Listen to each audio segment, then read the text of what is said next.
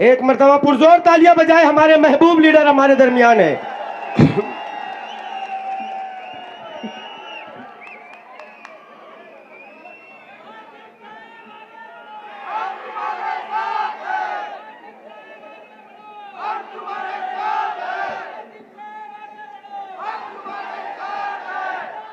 आज के इनकिलाबी जलसे आम के सदर मोहतरम, Indian secular largest assembly of Maharashtra के कौमी सदर नवीद खतीब साहब, मेरे सामने तशरीफ फरमा पार्टी के तमामी जिम्मेदारान, पदाधिकारी और इस तारीखी, आपको याद होगा जलसे का ऐलान की तारीख का जब मैंने ऐलान किया तो उस वक्त मैंने कहा था कि तारीखी जलसा होगा। अल्लाह का करम है कि आप लोगों ने तारीखी बनाया कि तारीखी जलसे के अंदर मौजूद तमाम ही मेरे नौजवान साथी, बुजुर्ग हजरत और जहां तक मेरी आवाज जा रही है ऐसी तमाम ही मेरी मां और बहनें, और आज एक बड़ी तादाद के अंदर हमारे मीडिया के साथी आए, तमाम ही हमारे मीडिया के साथी और तमाम ही बाहर गांव से आए हुए नेशनल मीडिया के हमारे तमाम ही साथी, दोस्तों और साथियों, सबसे पहले मैं आप तमाम ही नौजवान साथियों का, शहर की आवाम का और पार्टी के जिम्मेदारान का शुक्रिया अदा करता हूं कि आपने जलसे के लिए मेहनत की, जद्दोजहद की, अपना वक्त दिया और ये जलसे को कामयाब किया, तारीखी बनाया। मैं आपको सलाम करता हूं और आपका शुक्रिया अदा करता हूं। आज हमारी पार्टी के शहरी सदर का, माइनॉरिटी सेल का और सोशल मीडिया सेल का, आज हम लोगों ने सदर, कारगुजार सदर हम लोगों ने डिक्लेयर किया। मैं ऐसे तमाम ही आज जो नई टीम पार्टी के लिए, जो पार्टी के सदर नवीद खतीब साहब ने उनको लेटर दिया, उनको ओहदा दिया, मैं तमाम ही इस उम्मीद के साथ मेरी पार्टी के तमाम ही ओहदेदारान का मुबारकबाद देता हूं कि तुम पार्टी को बढ़ाने के लिए अपना योगदान देंगे, पार्टी को मजबूत करेंगे और अपने अपने तौर पर पार्टी की कार्यकारिणी उसको वसी करने का काम करेंगे। इस उम्मीद के साथ मैं आप लोगों को मुबारकबाद पेश करता हूं। एमआईएम को छोड़कर और दूसरी पार्टियों को छोड़कर कई साथियों ने पार्टी के अंदर शमूलियत ली। मैं ऐसे तमाम ही साथियों का भी पार्टी के अंदर इस्तकबाल करता हूं। दोस्तों और साथियों, मुझे पता है कि आज का यह जलसा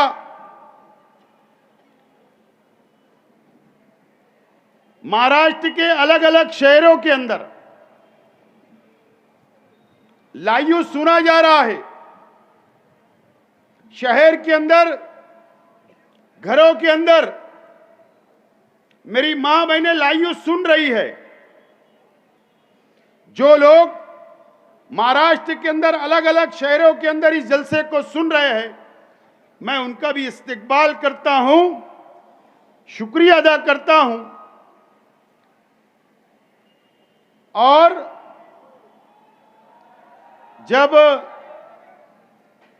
ऐलान किया गया कि वीडियो बताई जाएगी स्क्रीन पर, तो कई लोगों की धड़कनें जो बढ़ रही है, उनका भी इस्तकबाल करता हूं।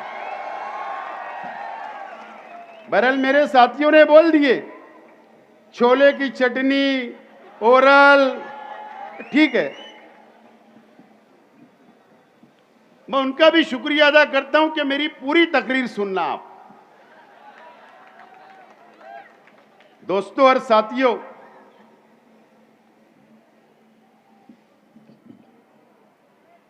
बहुत दिनों से असेंबली के इलेक्शन के बाद से यह हमारा पहला जलसा है।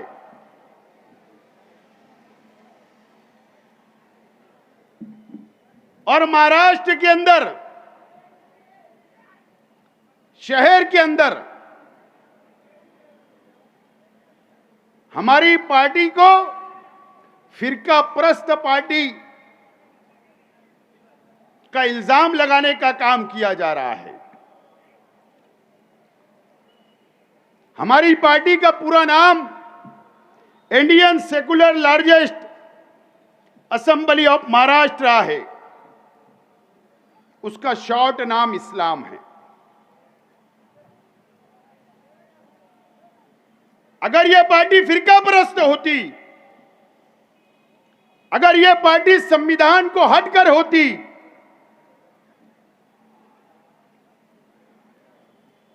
ऑल इंडिया इलेक्शन कमिश्नर इसको मंजूरी नहीं देते, यह बात याद रखना। महाराष्ट्र इलेक्शन कमिश्नर ऐसे नाम को मंजूरी नहीं देते, लेकिन हमारी पार्टी का पूरा नाम और शॉर्ट नाम, ये उन लोगों के लिए मैं कि आप लोग समझ ले कि ये पार्टी की पॉलिसी सेकुलर है, इस देश के संविधान को मानने वाली है, हर धर्म, हर समाज को साथ लेकर चलने वाली हमारी पार्टी की पॉलिसी है। अगर कोई हिंदू भाई भी, कोई दलित भाई भी, कोई आदिवासी भाई भी अगर हमारी पार्टी के अंदर आना चाहता है, तो हम उसको दिल से उसका वेलकम करेंगे और जरूरत पड़ने पर पार्टी का टिकट भी उसको दिया जाएगा। इस बात का आज मैं ऐलान करता हूं। दोस्तों और साथियों,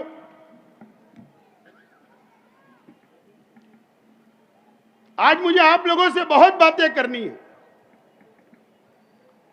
खास तौर पर शहर की आवाम से, महाराष्ट्र की आवाम से।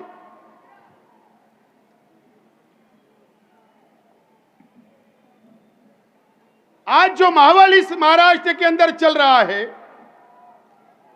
आज जो इस मुल्क के अंदर जो माहौल चल रहा है, आज हम लोगों को बेदार होने की जरूरत है, जागरूक होने की जरूरत है। हम इस मुल्क के अंदर हमारे पुरखे पैदा हुए, हमारे बुजुर्ग पैदा हुए, इस मुल्क का बंटवारा हुआ, हमारा मुल्क आजाद हुआ, पाकिस्तान एक अलग मुल्क बना, हिंदुस्तान एक अलग मुल्क बना। हिंदुस्तान का मुसलमान ने यह तय किया, मौलाना अबुल कलाम आजाद, जिन्होंने इस मुल्क को आजाद करने के लिए गांधी जी के साथ, नेहरू जी के साथ इस मुल्क की आजादी के लिए लड़ाई लड़ी। और जब इस हिंदुस्तान का बंटवारा हुआ, तो मौलाना अबुल कलाम आजाद दिल्ली की जामा मस्जिद की सीढ़ियों से उन्होंने इस देश के मुसलमानों से कहा, ये मुल्क हमारा है, हमको पाकिस्तान नहीं जाना है। उनकी आवाज के ऊपर, हमारे उलमाओं की आवाज के ऊपर हिंदुस्तान के मुसलमानों ने इस मुल्क से मोहब्बत की, इस मुल्क में रहना पसंद किया। ये मुल्क हमारा अपना मुल्क है। आजादी के बाद अलग अलग सरकारें आई, अलग अलग हुकूमतें आई, हमको इंसाफ मिला नहीं मिला, हमारा हक मिला नहीं मिला, ये माजी की बातें हैं। उस पर कोई रोशनी डालने की जरूरत नहीं है। लेकिन आज इस देश के अंदर, इस महाराष्ट्र के अंदर 2014 के बाद से 2014 के बाद से central government Bharatiya Janata party की बनती आ रही है। महाराष्ट्र के अंदर 2014 से आज तक 2.5 साल महाविकास आघाड़ी की सरकार रही। अगर उतना वक्त छोड़ दे तो आज तक भारतीय जनता पार्टी और शिवसेना की सरकार इस महाराष्ट्र के अंदर आई है। हम लोग जायजा ले, मंथन करें कि 2014 के बाद से एक विशेष समाज के लिए, विशेष धर्म को टारगेट करने का काम, बदनाम करने का काम, अत्याचार करने का काम, हमारे खिलाफ अलग अलग कानून बनाने के काम 2014 से आज तक होते आ रहे हैं।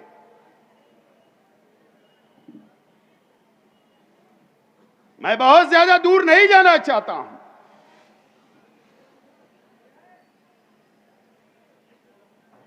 अगर आपको इस शहर को बचाना है, खास तौर पर मैं नौजवान साथियों से कहना चाहता हूं, अगर आपको इस शहर को बचाना है, मैं महाराष्ट्र के अल्पसंख्यक समाज से कहना चाहता हूं कि अगर इस महाराष्ट्र को हमको बचाना है, इस देश के संविधान को बचाना है, इस देश के अंदर हिंदू मुस्लिम एकता को अगर बचाना है, तो आपको बेदार होने की जरूरत है, आपको मंथन करने की जरूरत है, इस देश के संविधान की रक्षा करने की जरूरत है। और इस शहर के मुसलमानों को, इस शहर के हिंदू भाइयों से मैं कहना चाहता हूं कि अगर इस शहर को बचाना है तो आपको बेदार जागृति लाने की जरूरत है। ये बात बोलने के लिए आज मैं आपके सामने खड़ा हुआ हूं। दोस्तों और साथियों, मैं चाहता हूं आपके सामने स्क्रीन पर 9 वीडियो बताई जाएगी। ताली बजाने की जरूरत नहीं है। यह हमारे लिए ये 9 वीडियो आप देखने के बाद जागरूक हो जाओगे, आप बेदार हो जाओगे, आपको समझ में आएगा कि हमारे साथ इस महाराष्ट्र के अंदर असेंबली के चुनाव के बाद, अभी जो 8 महीना पहले असेंबली के चुनाव हुए, इस महाराष्ट्र के अंदर हमारे साथ क्या क्या हुआ, कितना जुल्म हुआ, ये 9 वीडियो ये बात की साबित कर देगी। और आप बेदार हो जाओगे, आप जागरूक हो जाओगे। मुझे उम्मीद है ये वीडियो सुनने के बाद मैं तफसील आपसे और बात करूंगा, लेकिन सबसे पहले आपको एक एक वीडियो सुनना जरूरी है। और मैं आपको वीडियो सुनने के बाद एक एक मिनट बोलूंगा और उसके बाद मैं मुकम्मल तकरीर करूंगा और उसके बाद किसका किसका समाचार लेना है उसके बाद हम समाचार लेंगे। सवाल अब यह है कि हम किसको चुन कर देते हैं, हम किसको चुन कर देते हैं। असेंबली का एमएलए क्या होता है, चाहे शहर का एमएलए चाहे महाराष्ट्र के एमएलए। इसीलिए ना कि जाकर वहां पर नुमाइंदगी करे। अगर जुल्म मुसलमानों पर हो रहा है तो आवाज उठाए, वहां पर जाकर असेंबली के अंदर बैठे। सरकार अगर मुसलमानों के खिलाफ कोई काला कानून बना रही है तो उसका मुंहतोड़ जवाब देने के लिए, मुसलमानों की हिफाजत करने के लिए, जो जिन लोगों ने वोट दिया उनकी हिफाजत करने के लिए एमएलए चुने जाते हैं। आज मुझे बताओ,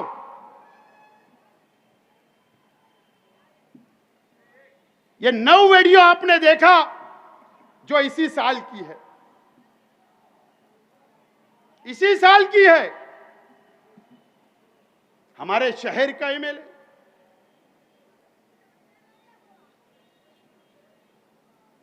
महाराष्ट्र मदरसा बोर्ड के सदर है मौलाना मरहूम मौलाना गुलाम उस्तानवी साहब, अल्लाह उनको जन्नत नसीब करे।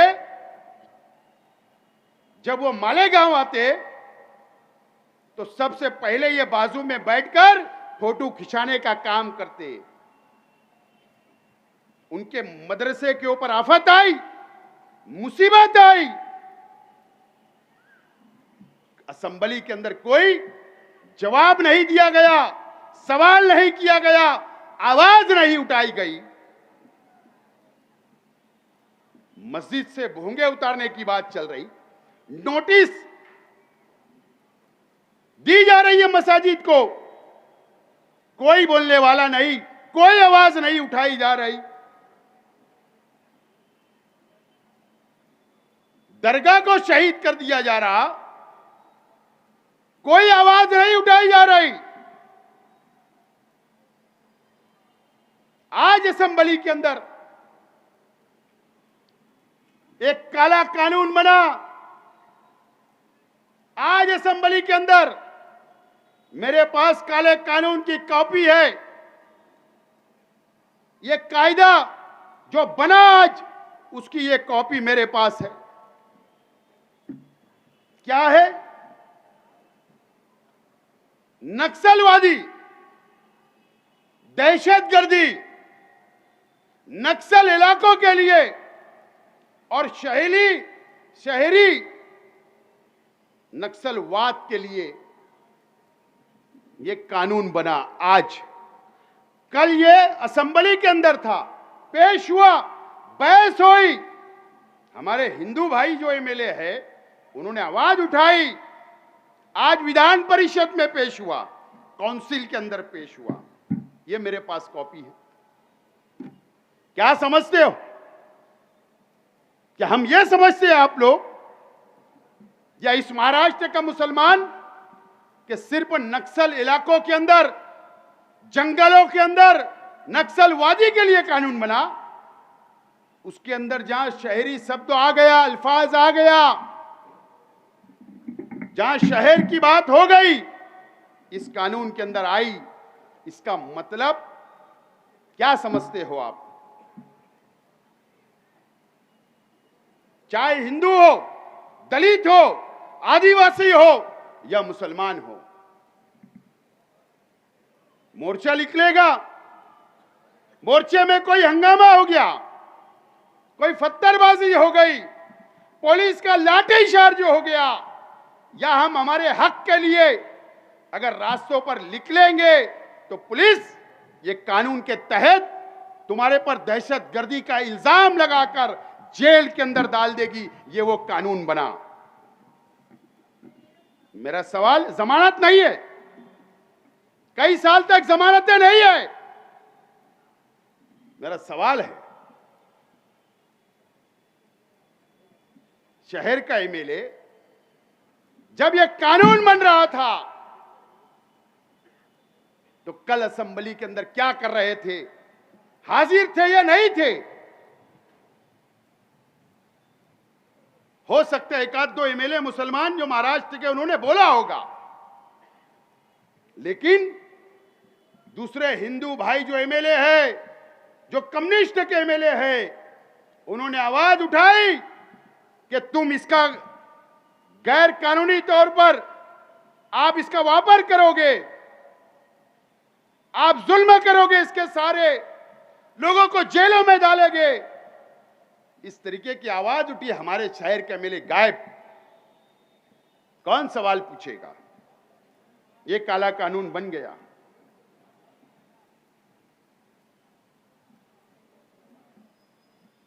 बुलडोजर की सियासत आ गई। बुलडोजर की सियासत आई, कहां से आई?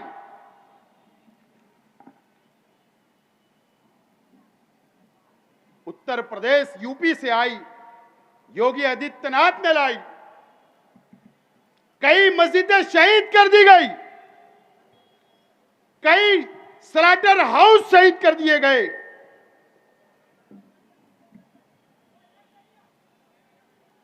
कई माफियाओं के घर को तबाह कर दिया गया। वो सियासत इस महाराष्ट्र के अंदर दस्तक दे दी है। इस महाराष्ट्र के अंदर दस्तक हुई।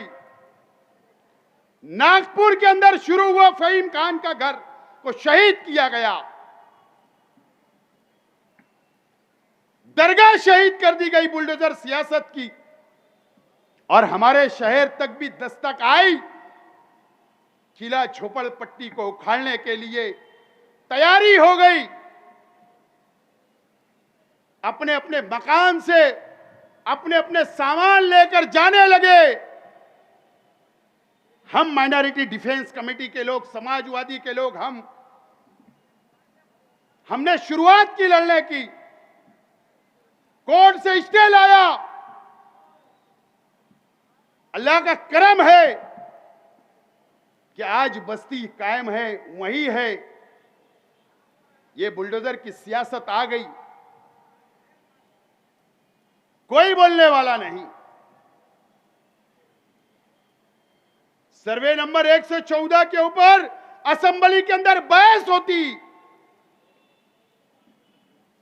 9 एकड़ जमीन है, गरीबों के घर है, बुनकरों के कारखाने हैं। एक दिन आएगा, वहां भी बुलडोजर खड़ा हो जाएगा, कोई आवाज उठाने वाला नहीं। ये शहर तक दस्तक बुलडोजर की आ गई। कौन नुमाइंदगी करेगा? कौन नुमाइंदगी करेगा?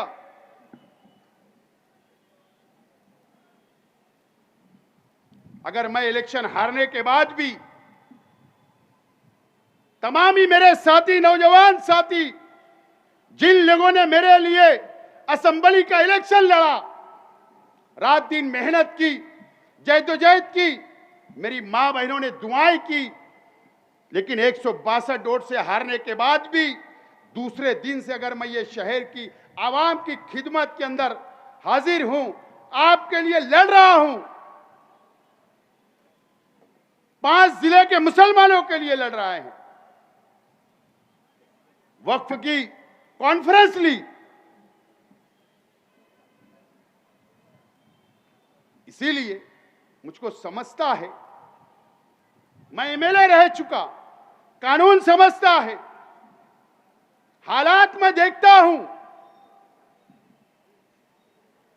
हालात पे मेरी नजर है कि सरकारें क्या कर रही, बीजेपी क्या कर रही, आरएसएस क्या कर रही है। इसके लिए मैं खड़ा हूं, मेरी कोई जिम्मेदारी नहीं है। अगर मैं एक जुमले में जवाब दे दूं कि मैं तो हार गया, अगर मेरे साथी ये शहर के आवाम को जवाब दे दे कि हम तो हार गए, हमारी जिम्मेदारी नहीं है, लेकिन हम ऐसा नहीं। ये मेरा शहर है, ये मेरे लोग हैं, मेरी कौम के लोग हैं। हम आज भी खड़े हैं और कल भी इंशाल्लाह खड़े रहेंगे। और हम आज भी लड़ रहे हैं। और किससे लड़ रहे हैं? हम आरएसएस से लड़ रहे हैं, हम बीजेपी से लड़ रहे हैं, सरकारों से लड़ रहे हैं, अपनी जान जोखिम में डालकर अपने आप को दांव पर लगाकर लड़ रहे हैं। शहर को फैसला करना है। एक बात याद रखना,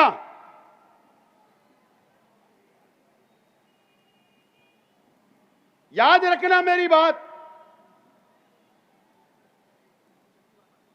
कि हम देखते हैं, अखबारात के अंदर पढ़ते हैं, टीवी चैनलों के ऊपर हम लोग न्यूज देखते हैं, हम देखते हैं कि इजराइल किस तरीके से फिलिस्तीन के ऊपर हमला करता है, किस तरीके से मासूम बच्चों पर हमला किए जाते हैं, हॉस्पिटलों के ऊपर हमला किए गए, वो बम से हमला करता है। हम उनके लिए हाथ उठाकर दुआ कर रहे हैं। हम हमारे देश की सरकार से अपील किए उस वक्त भी कि फिलिस्तीन का साथ दीजिए, पॉलिसी है, लेकिन ये सरकार की दोगली पॉलिसी है।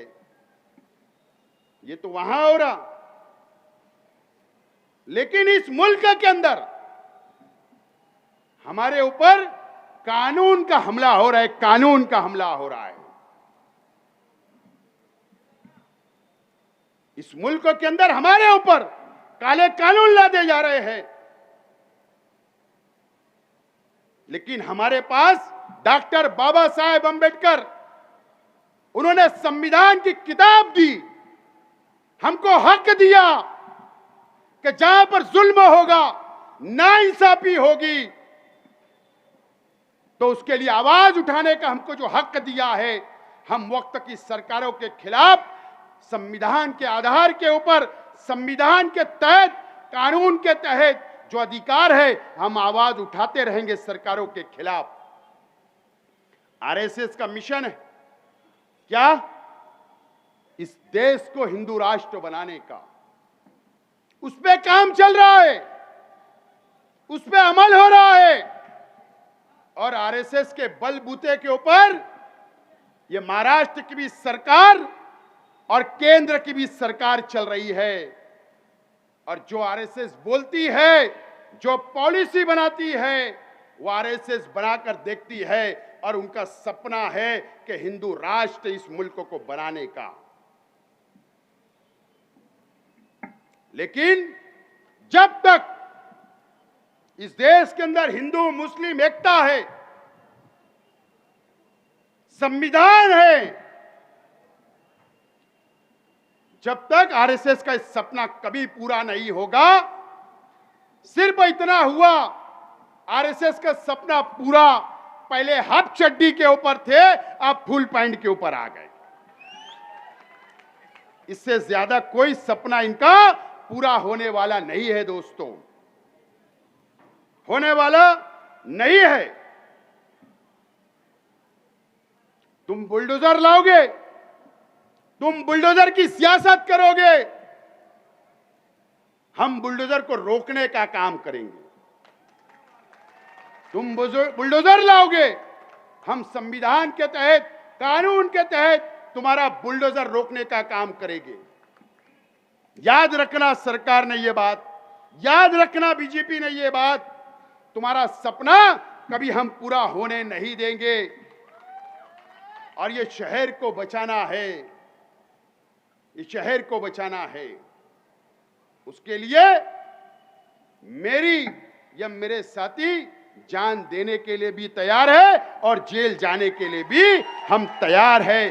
सरकार ने हमको डराना नहीं, पुलिस के जरिए डराना नहीं, एजेंसियों के जरिए दबाना नहीं, डराना नहीं। हम डरने वाले लोग नहीं है।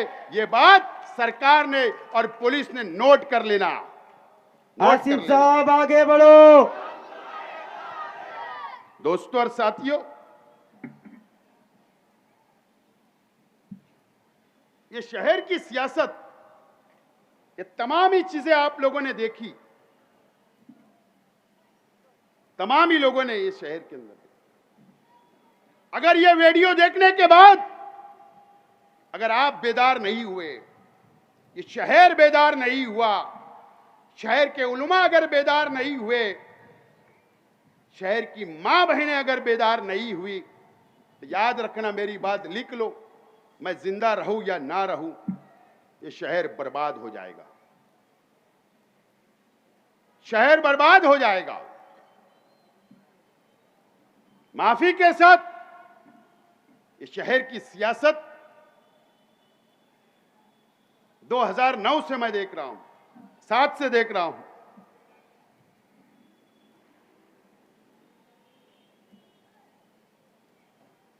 से देख रहा हूं मैं। शहर जज्बाती फैसला करता है, मजहबी फैसला होता है और कबीलों के अंदर बांटकर फैसले होते हैं।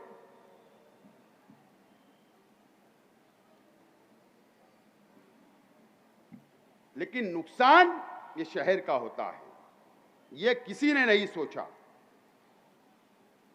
किसी ने नहीं सोचा। शेख आसिफ दूसरे कबीले का है,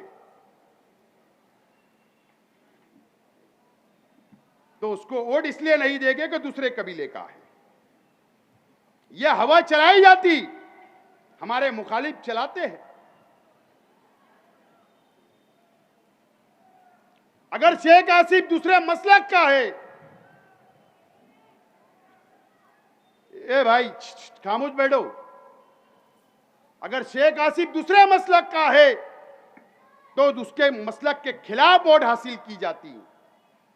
लेकिन ये कब तक ये शहर में होगा, कब तक होगा, कब तक हम बटेंगे?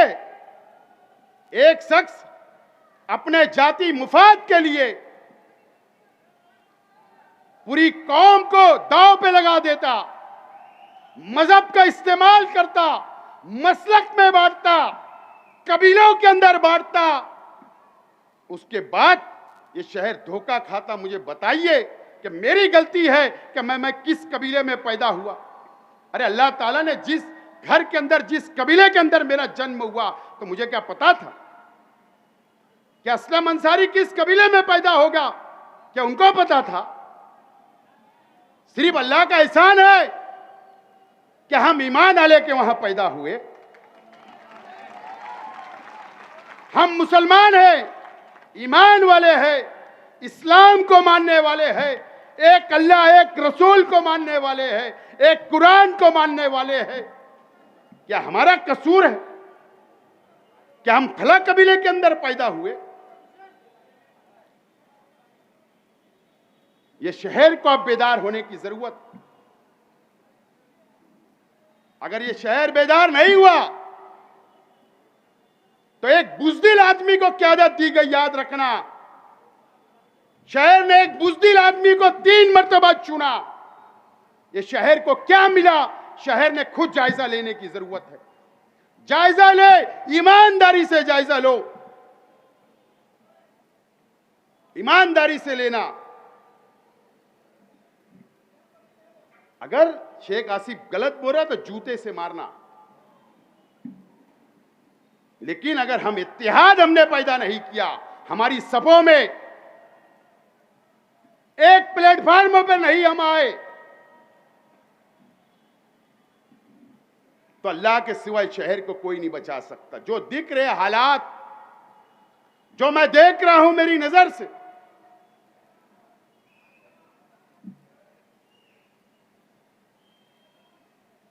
अगर आप लोग चाहते हो,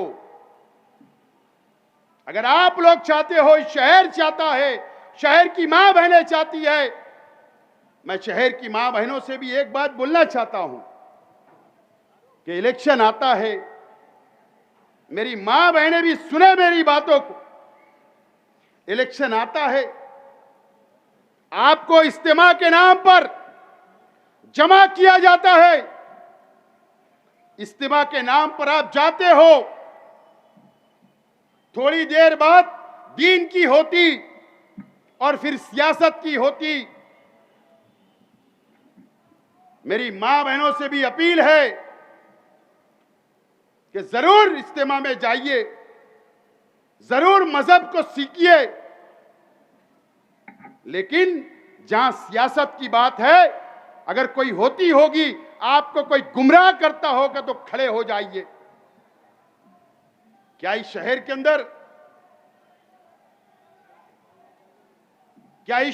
अंदर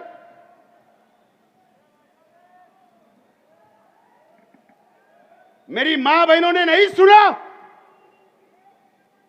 यूट्यूब के ऊपर रिकॉर्डिंग नहीं सुनी? अफसोस की बात है, हमारे ऊपर इल्जाम लगाते हो ना, लगाइए। अगर बहुत मर्दानगी है तो शेख आसिफ इस स्टेज से चैलेंज करता है कि जाइए मेरे खिलाफ में पुलिस कंप्लेन करिए।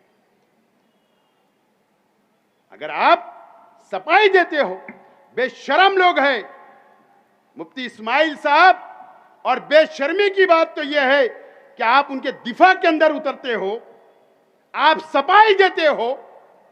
शहर की एक बुनकर की बेटी के साथ एक आदमी एक नहीं 10-10 ऑडियो रिकॉर्डिंग घूमती है, गंदी गंदी बातें करता है, और बेशर्मी की हद यह है कि तुम सफाई करते हो।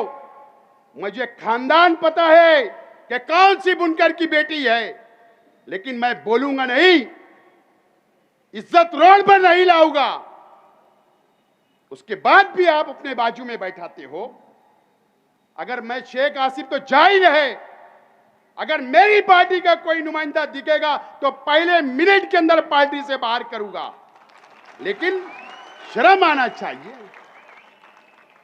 तुम्हारी पार्टी का एक कंपाउंड वाला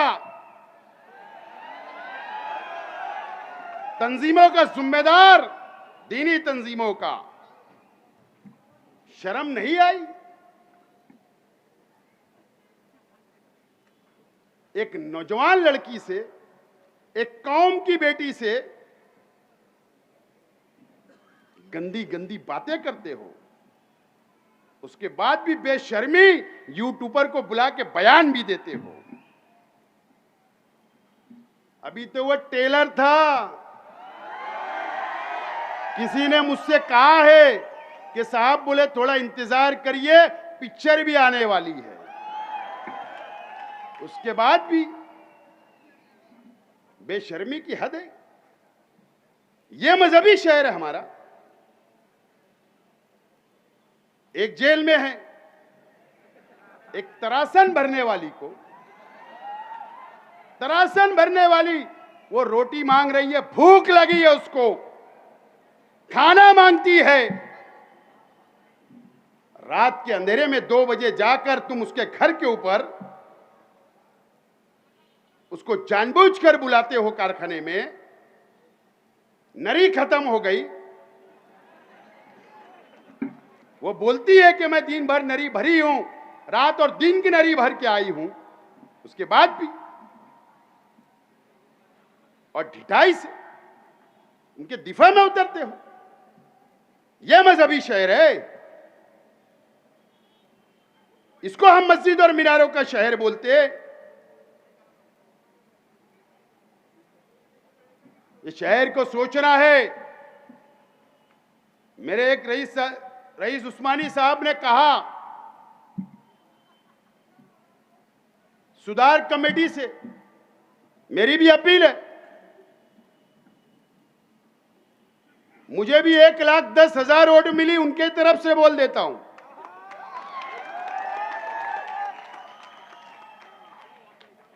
अच्छी बात है, आपको मुबारकबाद। ब्यूटी पार्लर का जो हाजिरी आप लोगों ने ली, अच्छी बात है, मुबारक। ये शहर में नहीं होना चाहिए, लेकिन इंसाफ ये शहर चाहता है, आपसे भी इंसाफ चाहता है, इंसाफ। जो भी हमारे साथी हैं, मैं कोई तनकीद नहीं कर रहा हूं, आवाम के सामने बोलना चाहता हूं। 3 ऑडियो रिकॉर्डिंग जो वायरल हुई, उसके ताल्लुक से कब उनकी क्लास ली जाएगी और ये शहर को इंसाफ दिया जाएगा और वो हमारी कौम की बेटियों को कब इंसाफ मिलेगा, ये सवाल छोड़कर जा रहा हूं सुधार कमेटी से भी छोड़ के जा रहा हूं। अब यह जलसा तारीखी हो गया, तो अब हमारे मुखालिफ अब बिरादरीवाद की बात करेंगे। अब हमारे मुखालिफ बिरादरी के नाम पर लड़ाएंगे। ऐसे नहीं माना तो मसलक के नाम पर लड़ाएंगे, झूठ बोलेंगे। हमारे शहर के, माफ करना, मैं बहुत बड़ी बात बोल रहा हूं, शहर के एमएलए की 90% बात झूठ रहती है। झूठ बोलने वाला शख्स है, बहुत झूठ बोलता है शख्स। ये बांटेंगे, अगर बढ़ गए इलेक्शन में, कारपोरेशन में, तो मेरा कुछ जाने वाला नहीं है, कुछ नहीं, कुछ बिगड़ने वाला नहीं है, कुछ बिगड़ने वाला नहीं है। आज भी मैं दावत देता हूं तमाम ही बिरादरी को, आज भी मैं दावत देता हूं तमाम ही मसलक के उलमाओं को, आज भी मैं दावत देता हूं बुनकरों को भी, मजदूरों को भी, शहर के छोटे मोटे व्यापार करने वालों को भी,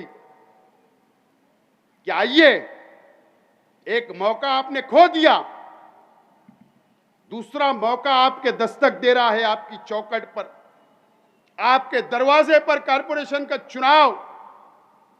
मैं जिम्मेदारी से बात बोलता हूं,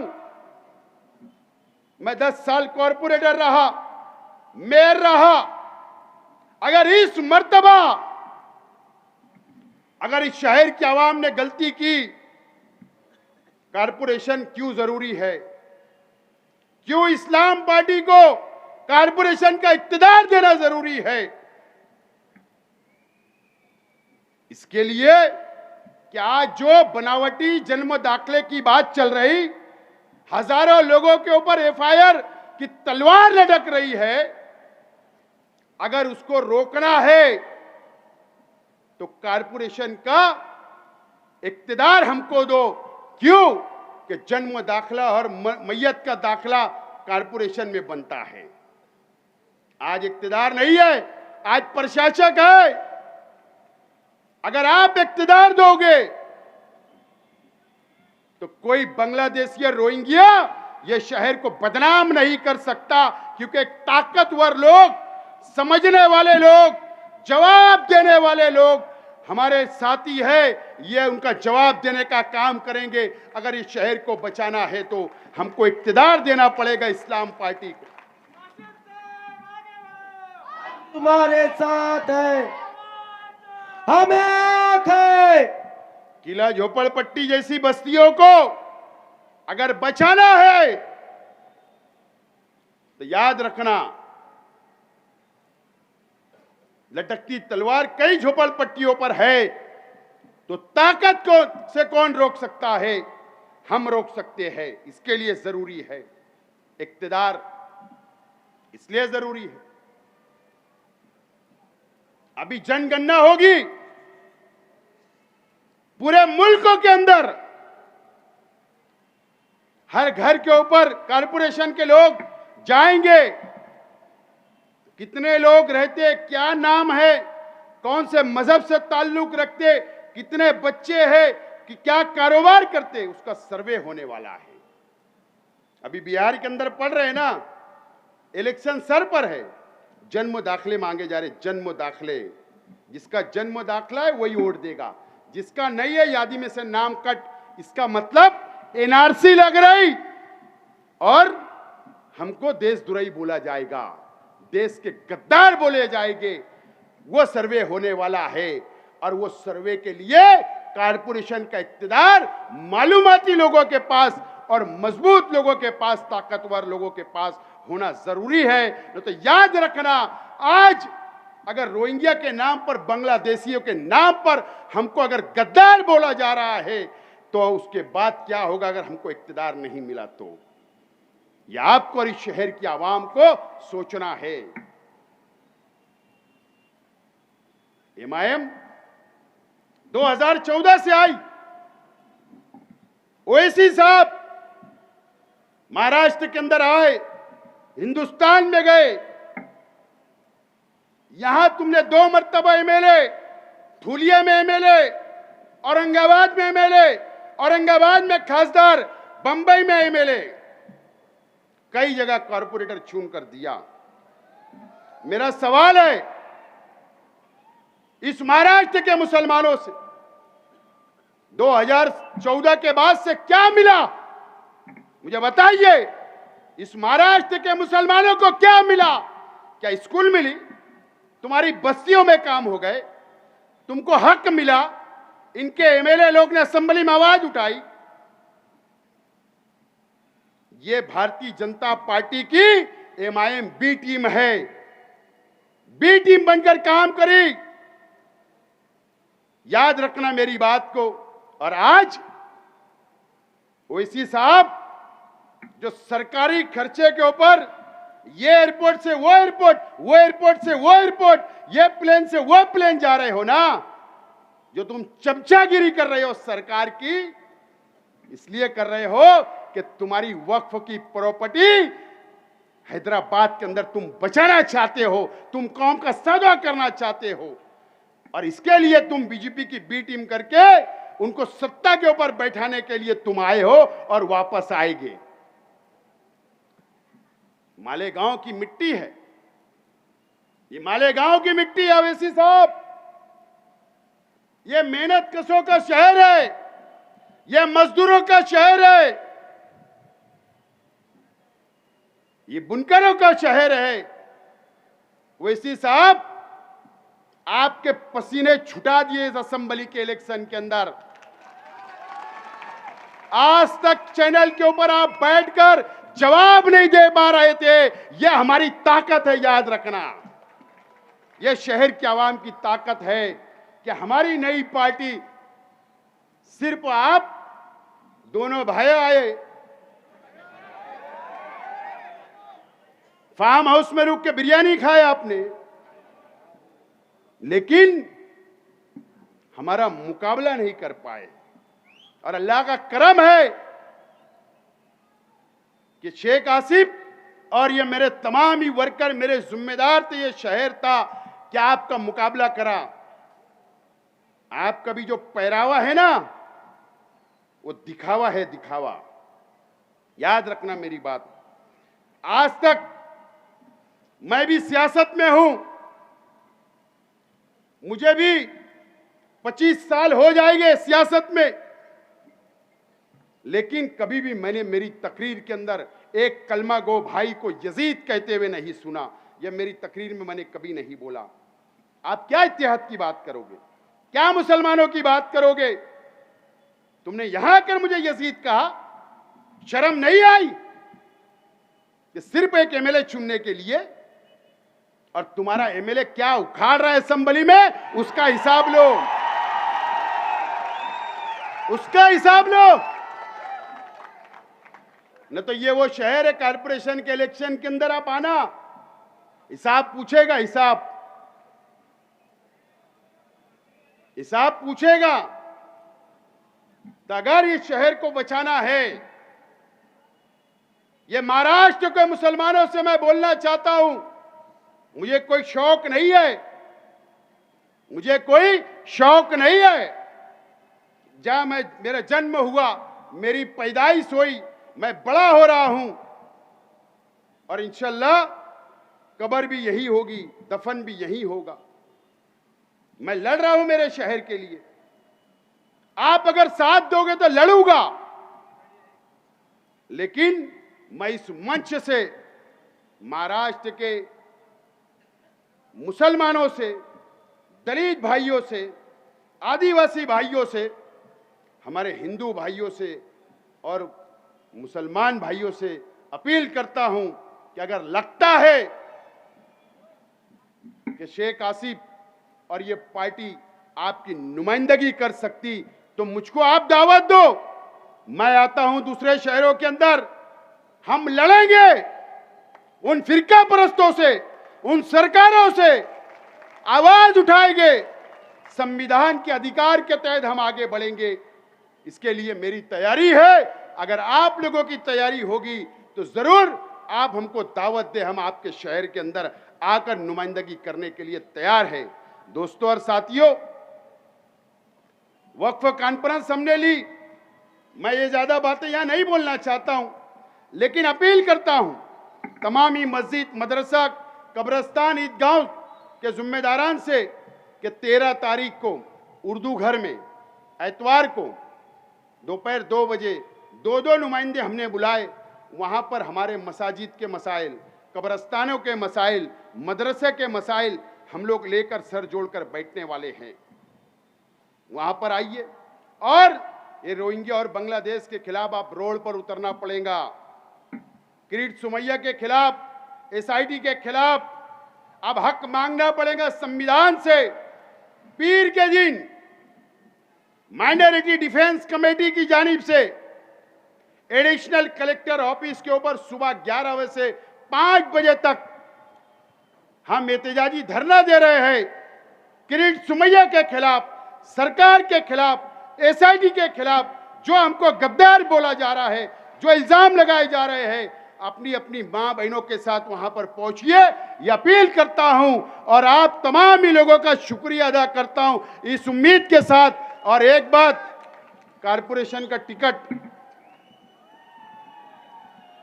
जो भी पार्टी जिसको भी उम्मीदवार बनाएगी, आप मैं उम्मीदवार हूं, मेरा मुंह देखकर आपको इस्लाम पार्टी का मेयर बैठाना है, ये बात आपको याद रखना है। बहुत बहुत शुक्रिया। खुदा हाफिज। अस्सलाम वालेकुम।